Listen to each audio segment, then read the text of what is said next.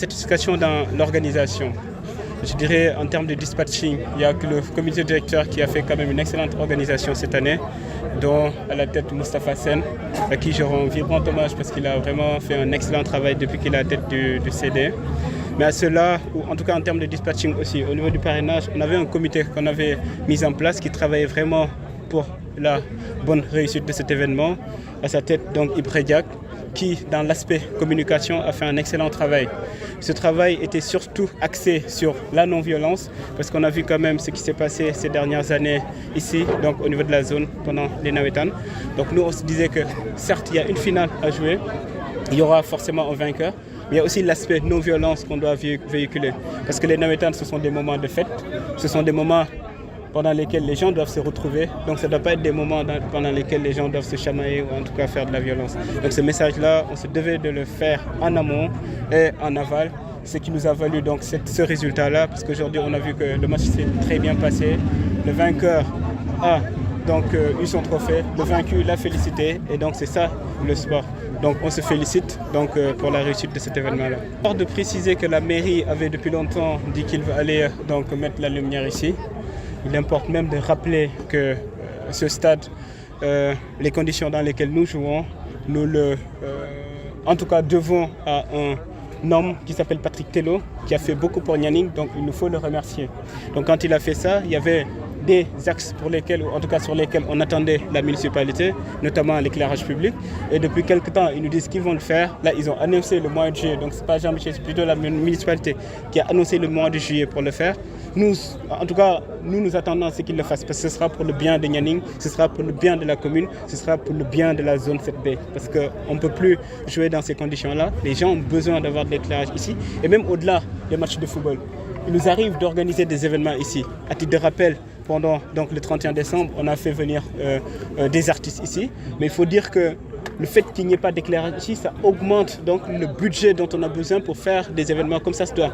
Donc c'est dire qu'on a besoin vraiment d'éclairage dans cette zone-là. On a besoin d'éclairage au niveau du stade. Et au-delà de l'éclairage, moi j'estime qu'on devait même aller plus loin.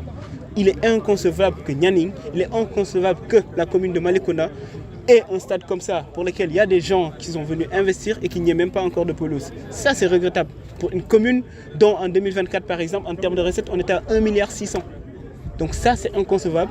Et j'estime qu'il est temps que la jeunesse de Nianing, la jeunesse de la commune de Malicounda, se lève et se batte pour qu'on ait encore, en tout cas, des stades qui sont dignes de notre commune, qui sont dignes de notre rang. En fait, nous, on est l'agence d'électrification rurale, donc on s'occupe d'amener de l'électricité dans les zones qui n'en ont pas.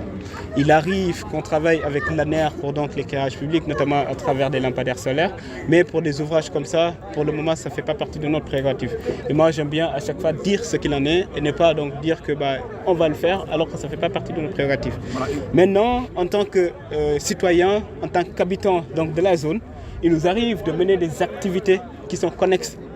À titre d'exemple, avec l'association des ressortissants de Nianing de la diaspora, on a eu à acheter 500 lampadaires solaires pour l'éclairage de Nianing.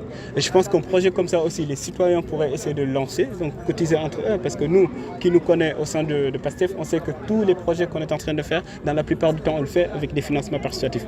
À titre d'exemple, aujourd'hui, je suis le parrain. Lui aussi, il est parrain donc des cadets, mais c'est PASTEF qui a cotisé ou qui a mobilisé pour participer à la réussite de cet événement-là.